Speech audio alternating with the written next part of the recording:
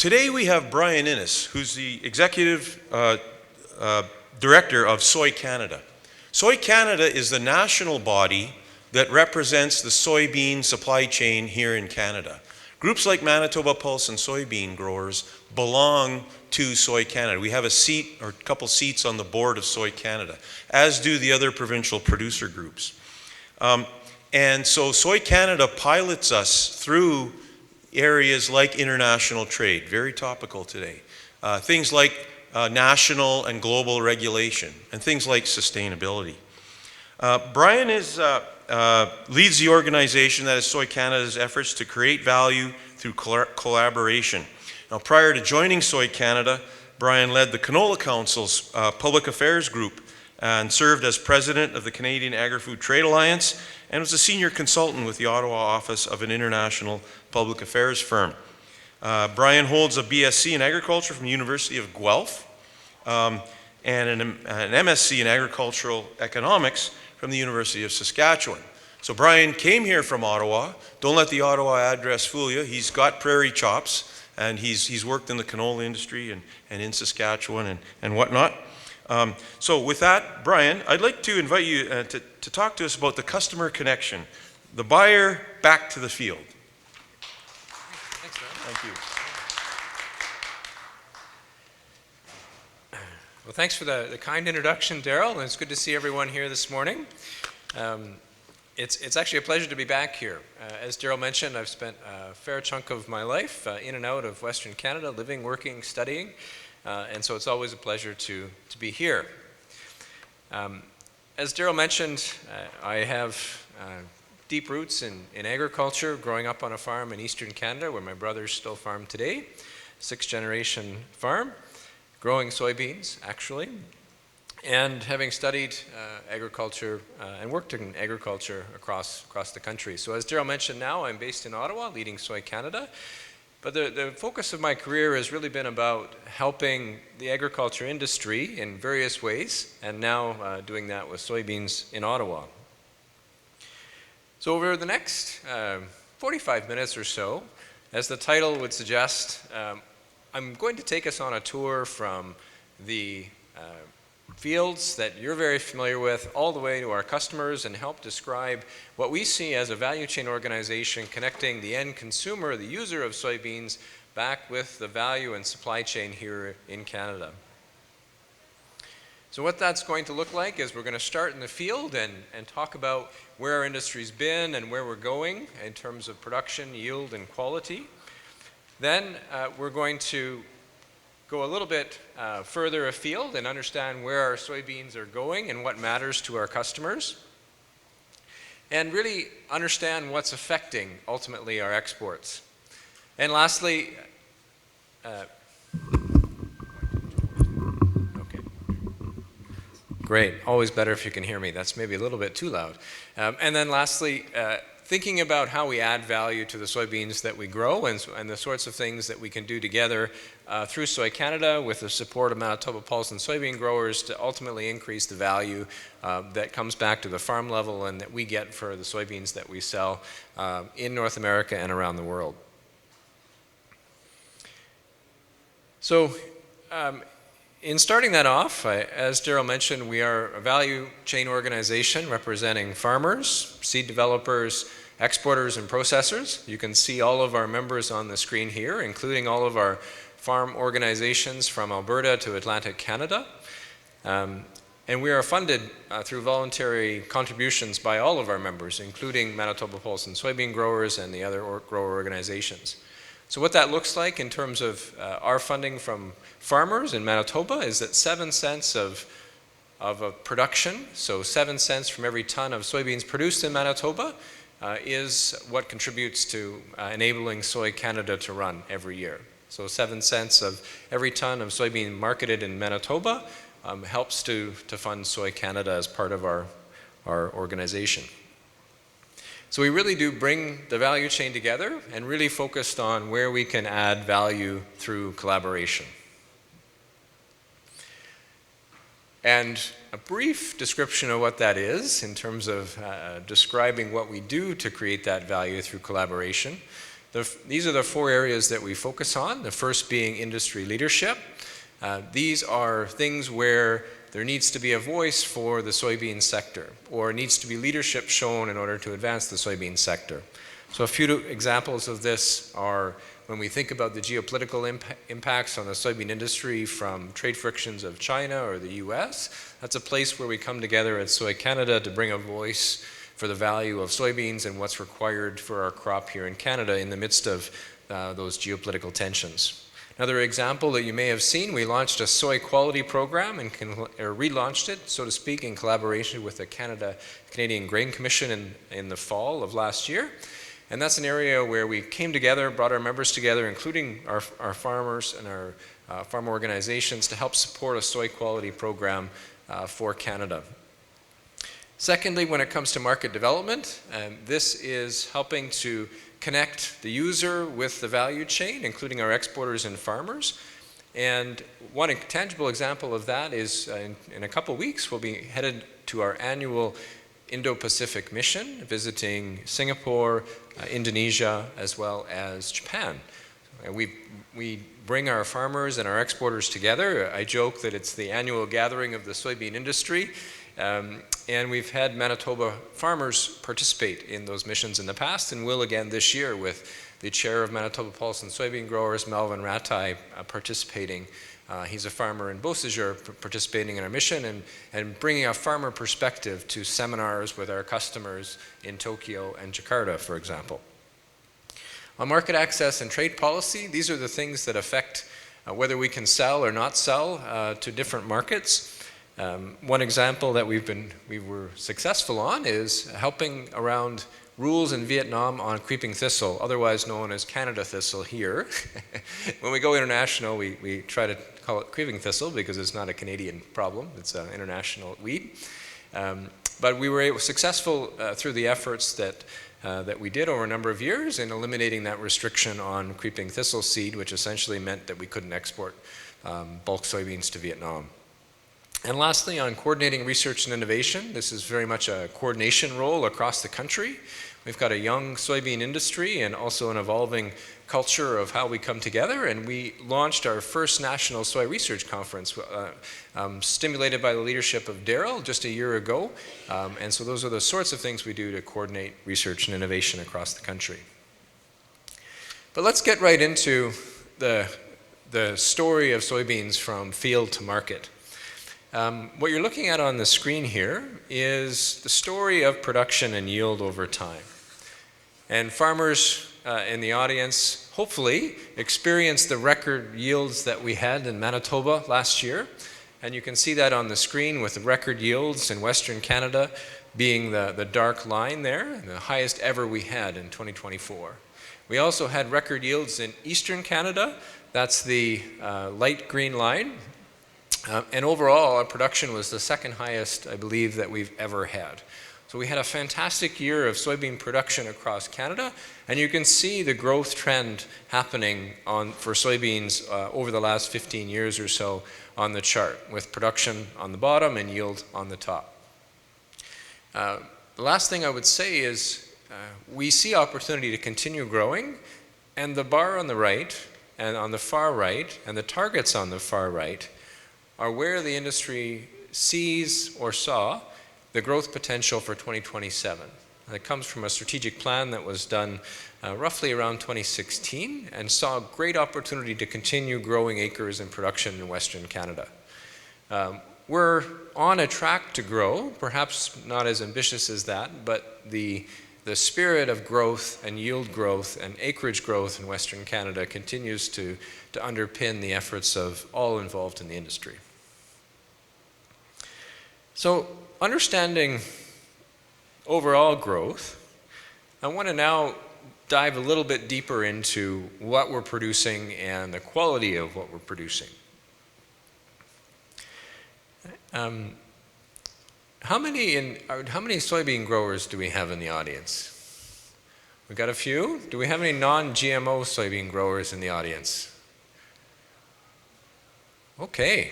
Non-GMO or food-grade production of soy in Canada is actually a real strength of Canada, and it's growing in Western Canada, growing in Manitoba, even if the majority of acres are still in Eastern Canada. So what we have in Canada is a commodity chain, essentially producing GM beans that are crushed into animal feed to make for soy meal and oil that goes either to the food market or to biofuel. And then we have a food grade industry that's producing soy, specialty soy, that is almost exclusively non-GM for products like tofu, for miso, soy milk, and natto. Here's another question, and I think we may have at least one person say yes to this. Has anyone ever eaten natto in the audience? Oh, 3 people. That's amazing.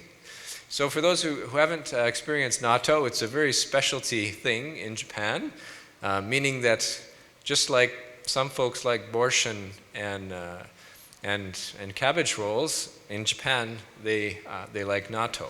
It's a very particular taste, is what I'm saying. It's a very small soybean that's fermented, and you can buy it in little packages at the grocery store where it's actually fermented in the package. So that's part of what we're producing on the food grade side. And to give you a sense of what that looks production-wise, so we are percentage-wise, we have the largest percentage of non-GM food production of any jurisdiction growing soybeans in the world. And it represents roughly about 20% of our production on any given year.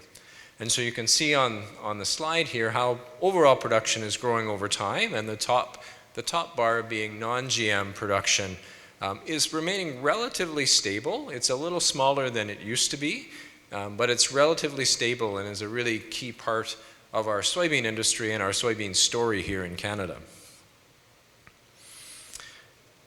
So now that we've talked about overall production and a little bit more nuance about what we produce, both in Manitoba and across the country, before I leave this, anybody have any guesses about how many acres of non-GM production or food grade production we have in Manitoba? Just yell it out. Did I hear 30,000 acres? And we have about 30,000 acres of non-GM food grade production in Manitoba. The overall non-GM production may be a little bit higher than that, but if we look at the food grade production in Manitoba, it's about 30,000 acres or so. And in the country, we have roughly 1 million acres, million one last year, or almost thereabouts. So next I want to go in from production into quality. So I want you to think about quality in soybeans. What does quality represent in the commodity space? Quality for what we're producing is going into a feed market, and we're really providing a protein ingredient for feed. So the quality of soybeans is almost always synonymous in the feed industry with protein. And if you were to imagine what protein is doing over time, I'm going to show you a graph coming up here of protein levels in both Eastern and Western Canada, or at least the best information that we have publicly in Canada on that. So as you think about that, I'm going to show you a graph that has Eastern protein and Western protein. And I want you to think about, do you think it's going up, down, and is it stable over time? Well, if you thought it was bouncing around a lot, based on what you're seeing on your elevator tickets perhaps, you're right, especially in Western Canada. But it also bounces quite a bit in Eastern Canada, despite the weather being much more consistent there in terms of rainfall.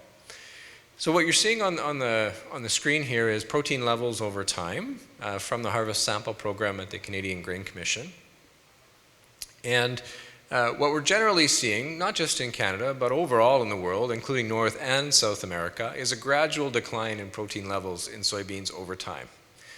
What's important to farmers is yield, and that the crop is resilient to the weather and other stresses that the crop is facing. And so regardless of where a soybean farmer is in the world, in general, we're seeing protein levels decline slightly over time. In Western Canada, what you're seeing on the screen here is a lot of variability, and in oversimplifying, and MPSG has done a great amount of work here, but oversimplifying, the biggest impact on protein levels tends to be dryness and weather. And when we have dry conditions in Western Canada, that really challenges the protein levels of our beans. Generally speaking, there's a more complex story there, but that's one of the big things we face in Western Canada. So with that in mind, what we hear from customers and our exporters is that the protein level is important, but what's more important is that it doesn't fall below a certain level. And that it doesn't fall below a certain level because that makes it more difficult for feed formulators and crushers as they sell to their customers. So some of the work we've done at Soy Canada and bringing exporters together and talking to them candidly about what customers say is that we're really aiming for beans that are higher than about 38%. This is on a dry matter basis, or 33% on a 13% moisture basis, which is more often what farmers would see or what the industry would see. So in our discussions in the value chain, we're certainly looking to get to a more consistent protein level, but not really trying to get to the protein levels that Brazil or produces or come out of the Gulf. So having protein levels above 33% on a 13% moisture basis or 38% on a dry matter basis is important for our customers.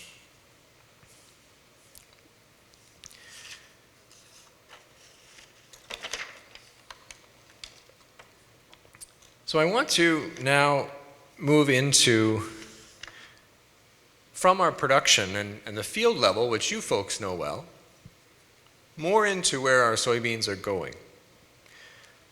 So more into where and who is buying our soybeans. Question for the audience: how much of our soybeans do you think we export in Canada? Any guesses? 50%? Let's put up your hands. 50%? 60%? 70%? A few hands at 70? 80%? A few hands at 80? 90%? A couple hands at 90. Okay. Well, you're all clustering around the answer. So more than 70% nationally, and if we looked at that on a Manitoba basis, it would certainly be higher. So those answering the higher than 70, that would be very much true for Manitoba. So in Manitoba here we have one of our members, Delmar Commodities, who crushes in Jordan Station. And then we also have 3 major crush plants in Eastern Canada, as well as 2 other smaller crush plants. But the vast majority of what we produce is exported. And on the food grade side, almost all of what we produce is exported. So we're very much focused on export markets. And now we're going to talk a little bit about where those export markets are. So just like production, exports have also grown over time. And what you're seeing on the screen here is that export market growth in dollars over the last 15 years or so, actually almost 20 years, and really focusing on the major export markets. And what you'll see on this is, if I can use the clicker here, the biggest market is China this year, or this is 2023. But in 2019, of course, growers saw this. We didn't export hardly anything to China. So China is a very important market. Other major markets tonnage-wise include Iran, Algeria, Bangladesh. And then as we go down on the list, we've got Japan, Indonesia, rounding out the top 6, so to speak. So the other thing I would point out is that unlike some of the other crops that you grow, soybeans is actually quite a diversified market spread. In that, yes, China buys a lot of everything we produce in Western Canada, but as you can see over time, that hasn't always been the case for soybeans. And if you look at this bottom green part, that's the amount of other markets. And over time, that green bar has grown, and certainly after the experience we had in 2019 with China. So from a soybean market perspective, I'll explain now a little bit more about why that is and how Canada fits into that. But before we get there, just thinking about our markets and how we go into them, the vast majority of our soybean exports go out in October, November, and December.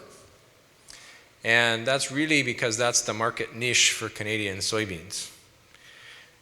You can see on the screen here, we had really good movement this year, earlier than average for sure, with that light green bar showing you how much more we moved in September and October relative to the past years. So we had really good movement. This is overall export stats, so it includes both Eastern Canada and Western Canada. So the fundamentals of our market and your market means that we sell into the market in that time because that's before the Brazilian crop comes off. Brazilian crop is massive, as I'll show you in a few minutes. And so the niche for West Can soybeans is to sell into the market in the fall before the Brazilian crop comes off. Pivoting into the food grade side of things, this side is much more diverse than the commodity market. This is almost exclusively a container market. So we are the largest users of containers for exports of any agricultural commodity. Roughly 40 to 50,000 containers of soy are exported every year from both the east and west coast. And here you can see on the screen the major markets. Now, one caveat I would say is that if you look at the bottom, you'll see China and Iran show up there. Sometimes the statistics aren't exactly perfect. So all to say that I'm sure we sell a little bit to China and Iran for food grade, but the other markets, when we look at this chart of Indonesia, Japan, Vietnam, those are markets where those are high value, identity preserved food grade beans specifically for tofu, for example. So a little bit of asterisk needs to be put on this slide just based on the quality of statistics that we have to work with. But coming right back to where we are today, in Manitoba and Western Canada, where our beans are going from Manitoba is shown on the screen here. These are the average stats over the last 3 years. So China is number 1, followed by Iran, Pakistan, the UK, and the US. I want to unpack now a little bit more about what's going on in our major export markets and what's going on that drives the export situation to look like what it does, and more particularly, what does that mean for producers of soybeans in Manitoba as you think about the factors that affect soybean demand and ultimately affect the price, either flat price or basis price that you're seeing here in Manitoba.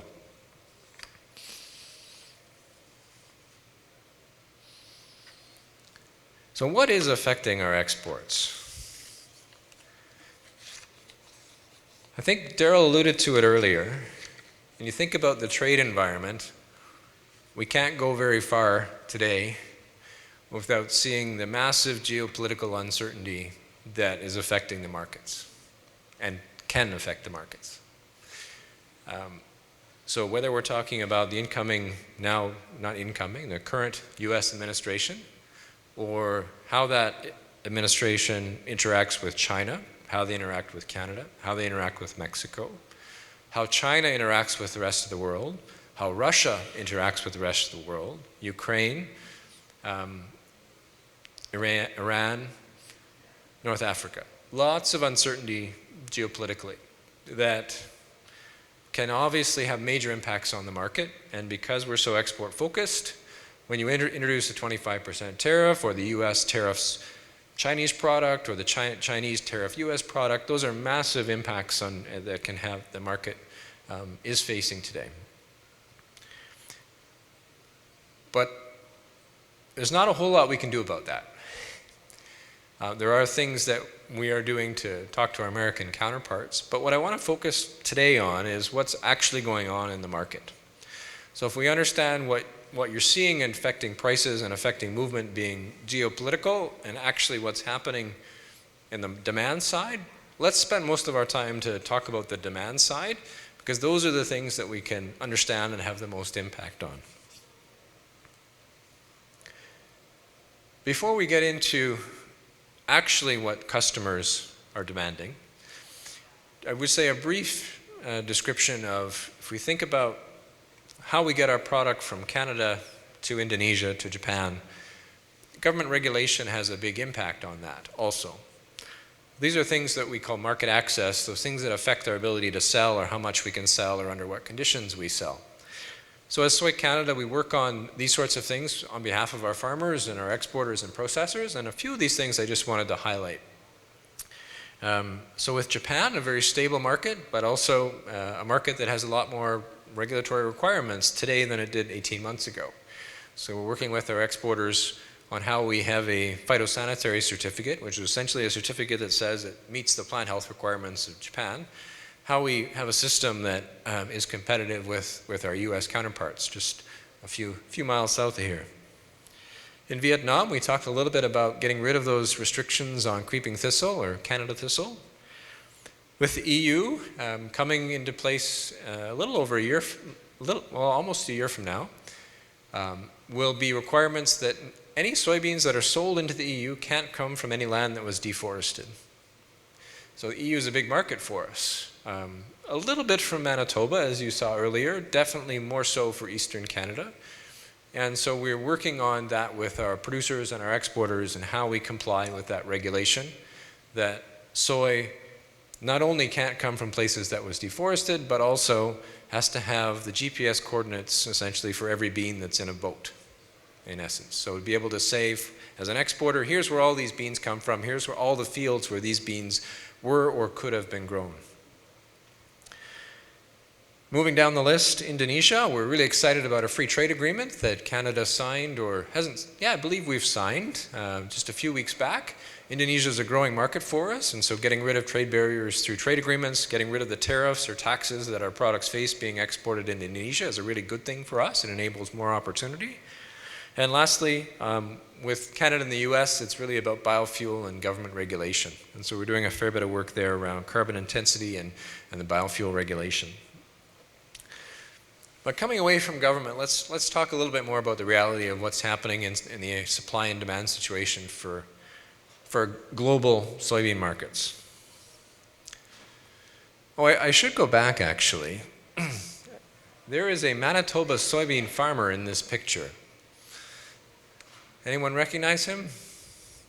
Go ahead, Melanie. John Proyne, that's right. So John Proyne came with us. This is actually in Hanoi, Vietnam, during our mission a couple of years ago. We're meeting with one of the largest the state crushers in Vietnam, and we're talking about the thistle restriction and how it prevents us from sending our beans in bulk to this crusher in Hanoi. They're a major livestock producer. They crush the beans and feed the beans to their poultry and pigs. So John's there at the table, I think on the far left, on the Canadian side. There's another person there you might recognize also. So we had a good engagement, but this is the sort of thing that we do at Soy Canada and bringing our farmers together. In this case, we were going to the market, sometimes virtually also, to talk about trade issues. This was with a state-owned enterprise. We also had meetings with government folks as well. So thinking about coming back to the global picture of soy and how we fit into it. So what you're seeing on the screen is who's buying soybeans from the world. And one thing probably stands out to you there, which you probably knew, but perhaps didn't have the number. China is the single largest buyer for soybeans traded in the world. More than 60% of all the soybeans traded in the world go to China. So if you think back to some of those previous slides where I said, yeah, we sell a lot to China, but we're actually more diversified than most crops, and we're also more diversified than most soy suppliers, in that China takes 60% of the world's soy, and we send them a much smaller percentage than 60% of our exports, for example. So China is the major buyer, followed by the European Union, and then Japan also shows up as the next largest buyer. Yeah. Thinking about where beans come from, who are the top 2 soy producers in the world? It's not Canada. Brazil and the US, that's right. So Brazil is growing a lot. The US's dominant position is becoming less dominant. And then Canada, we're somewhere between 5 and 7, depending on the year. So overall, we're roughly about 3% of the global soy supply that's traded around the world. So we're a small part of the overall global soy industry. So what does that mean for us? What does that mean for a farmer? Well, it means that we have no impact on price. The price, and if we have a great year here, it has absolutely no impact on the price globally of soybeans. And so that's interesting when you think about the other crops that we grow in Western Canada, where that's certainly not the case. Where we have when we have great crops, that means there's a big supply globally. But in soy, no impact on price.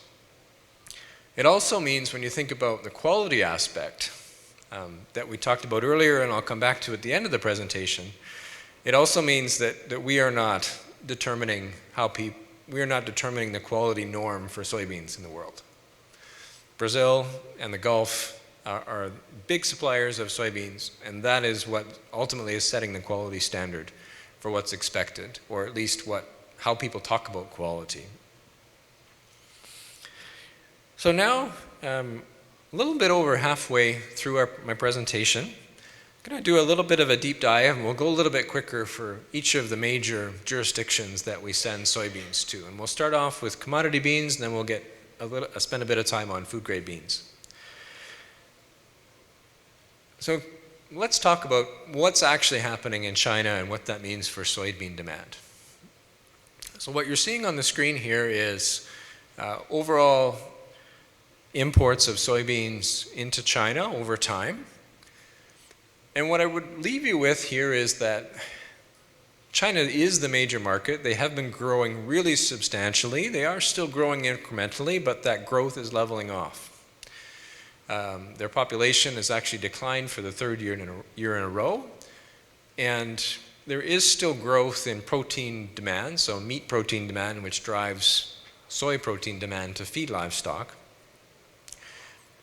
So there is still demand growth, but less than there has been in the past. At the same time, the options that China has are diversifying, but intentionally. So they're diversifying domestically as they try to grow more and introduce biotechnology and gene editing into their crops. They're diversifying intentionally through their Belt and Road Initiative, through the Black Sea, regions of Africa also, and South America, investing in South American crop infrastructure. So that demand source for our beans in China is overall growing, but it's intentionally becoming more diverse between their domestic options and their intentional partnerships with Russia, the Black Sea, and through the Belt and Road Initiative in South America and Africa.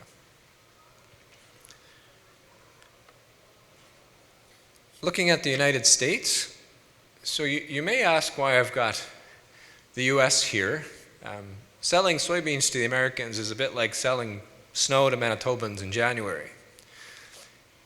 That being said, there are exports of soy to the US, and what's happening, and certainly depending on market conditions and the exchange rate has a big impact. What we're seeing is that there's massive crush processing expansion in the US, moving to roughly 60 to 70% of their overall crop being crushed in the US. And coming back to where we started, we're at the inverse ratio in Canada, where we're crushing about 30%. So there's a lot of crush expansion, including just south of here, with the Spiritwood crush facility in North Dakota coming online recently. Manitoba pulse and soybean growers and ourselves, we spoke to a delegation of North Dakota soybean growers last week, in fact, about how they're going to have more soybean meal come on the market due to more crush in North Dakota. So what's driving this is biofuel demand, and just generally thinking about the uncertainty in the world facing U.S. soybeans, and where do folks want to put their capital in soybean crush. What I would say is we do see, in general, more growth in oil demand and more crush demand happening in the U.S. for soy, which will draw Manitoba soybeans south, depending on the exchange rate and the local dynamics. And it certainly is drawing beans from eastern Canada to be crushed in Michigan, for example. There's some uncertainty as with the new U.S. administration, with California, and also just general uncertainty in the Canadian biofuels situation. So we do see opportunity to continue to have growth, but there is some uncertainty in that space. So I wanted to finish up lastly on commodity beans by talking a little bit about the European Union. You'll recall they're the third largest import market for soy, and what you're seeing on the screen here is where EU beans come from. So historically, Canada's been a supplier to Europe, and from our perspective, it's one of the largest stable markets we have, thinking about China and others perhaps not being as stable. And that's feeding a real demand for imported feed for European livestock. This demand is steady, perhaps some opportunity for growth, but certainly a highly regulated market. Whether we're talking about pesticide maximum residue limits or heavy metal limits or deforestation requirements. So there are requirements to feed into one of the largest stable markets we have for soy. Next, a brief tour de table on food grade beans before I get into the value side of how we can think about value for our Canadian beans. So on food grade soybeans, I'll just briefly touch on some of the major markets and help maybe describe why there is an interest in growing more food grade beans here in Manitoba. Japan is our largest stable market, our largest market for food grade beans. Roughly 300,000 tons a year of food grade beans go in containers to Japan every year. You can see that natto, that we talked about earlier, is not the major driver of bean demand for food in Japan, but tofu, making up more than half of what our beans are used for. Soy milk and other uses of soybeans are also rounding out that demand. Japan has been a really interesting market where this is something Canada has excelled on over many, many years, decades in fact, and really led to the gelling and the creation of Soy Canada's predecessor organizations and the engagement of the industry. It's a premium market, and they're buying specific varieties to use in a plant, for example, that has very particular quality specs. So they're buying a specific identity preserved variety that is meeting their process requirements to give the end product requirement that's very, very competitive. So just to give you a sense of that in Japan, when we go into the store here, you might find 1, 2, maybe 3 varieties of tofu across Canada, or 3 companies that make tofu. In Japan, you've got hundreds, if not more than 1,000 companies that make tofu as successfully. And so you've got a lot of diversity in flavor profiles and market demand, and it's a very, as one might expect, very highly developed and intricate market, which then means they have highly developed and intricate demands for the beans that we send them, that are the main ingredient for tofu. But where the real opportunity is for Manitoba beans is not necessarily feeding into the Japanese market as much as it's feeding into the Southeast Asian market. And this market is rapidly growing, and the quality demands, if you will, are quite a bit more diverse in the sense that they don't necessarily need the top level of protein that Japan would want. And so it's more of a fit for food-grade beans produced in Manitoba, which generally have a lower protein level relative to beans, similar varieties grown in eastern Canada. So the good news is this market is growing a lot. We're about to go to Indonesia, in fact, in a couple weeks for our mission. And in Indonesia, they're using our beans for soy milk and tempeh. Has anybody ever eaten tempeh?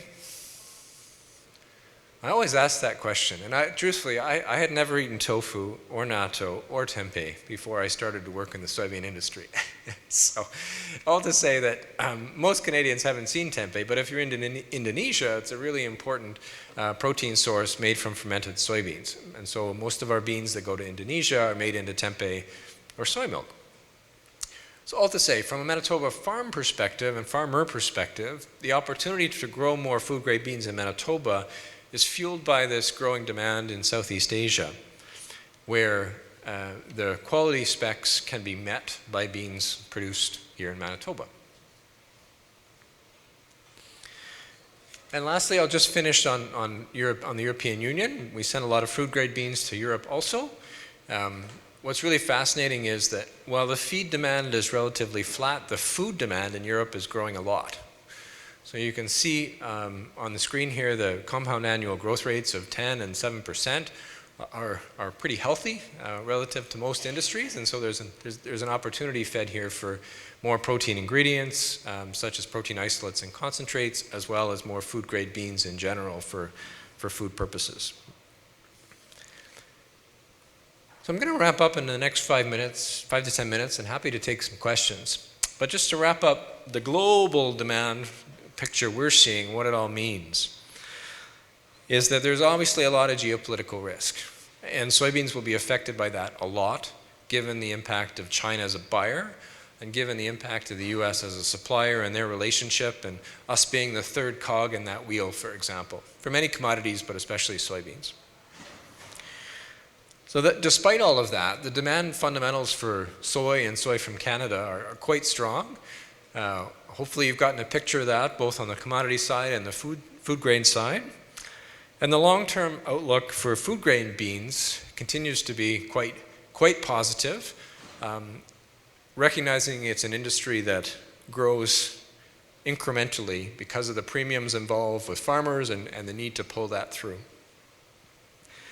Lastly, I'm sure anyone following the markets, and you have context from our presentation, there's a very large South American crop currently growing, and so that is also expected to influence the global supply and demand situation also.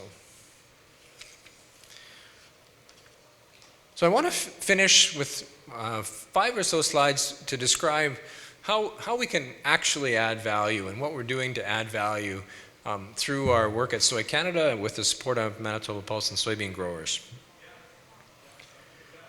The first is around northern soybeans. We've talked a little bit today about how protein is measured, or how quality is measured and the importance of protein.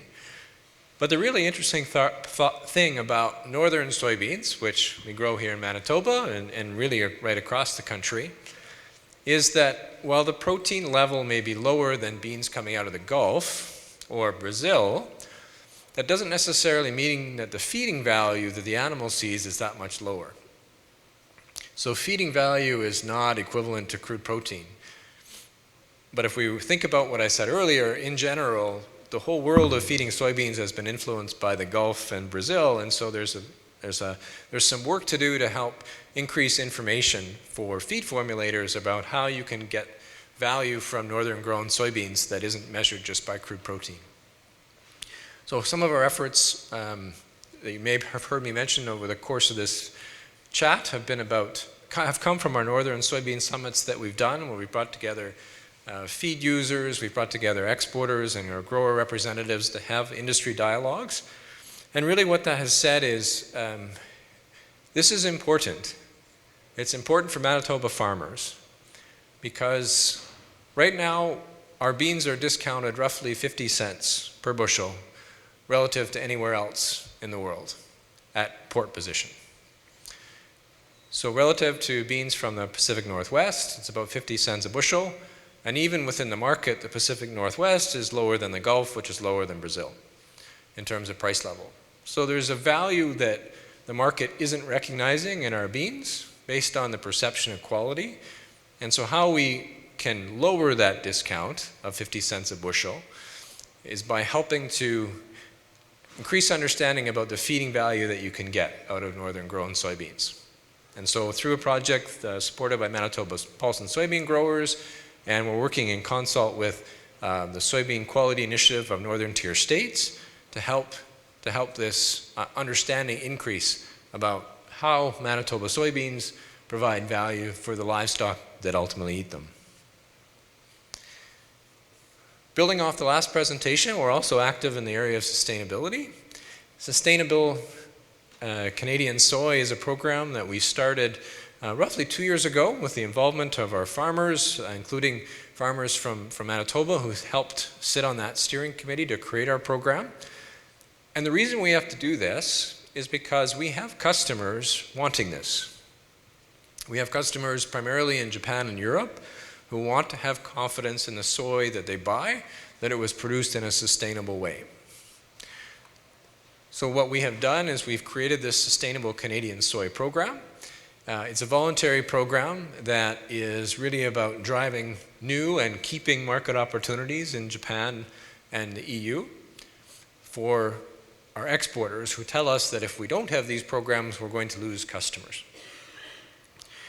We're also being able to tell our story and tell farmers' story about what's happening on the fields and in our industry, which is important for consumer and processed good companies like Unilever, PepsiCo, Danone, and others who want to have confidence in their supply chains. So where we are today, after launching almost, 2 years ago now, we have almost all of our food grade exporters part of the program. We have tens of thousands of acres signed up for this program that enables us to meet a verified requirement put in place by our customers who are getting this from other suppliers, namely the US, for example. So it keeps us in the game, it provides opportunities for our farmers, and allows us to be competitive in the world of sustainability.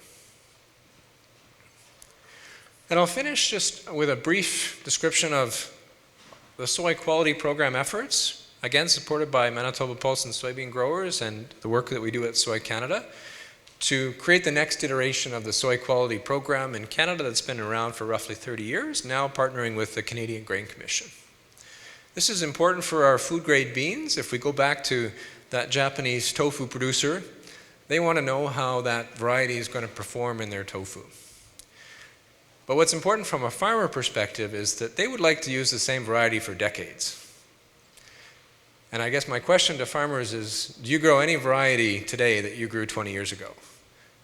And of course, you don't want to, because you would like the new varieties in soybeans because they're more resilient to weather, to pests, and yield more. But to get end users to use new varieties takes some work.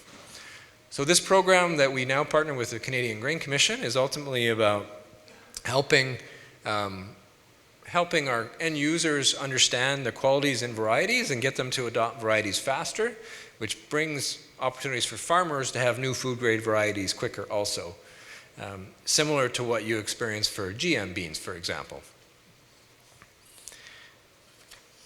So I'm going to wrap up my presentation here. Hopefully you found that journey from field to plate, both in terms of the animal plate and also humans plate around the world, and helping to understand what's important for our end users and our customers and what that means for farmers here in Manitoba and the industry here in Manitoba.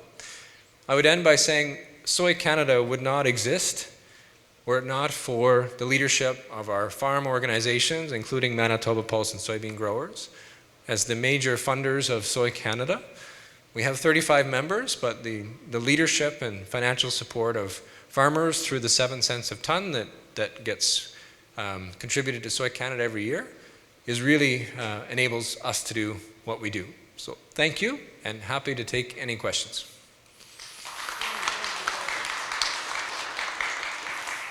Time for a quick question.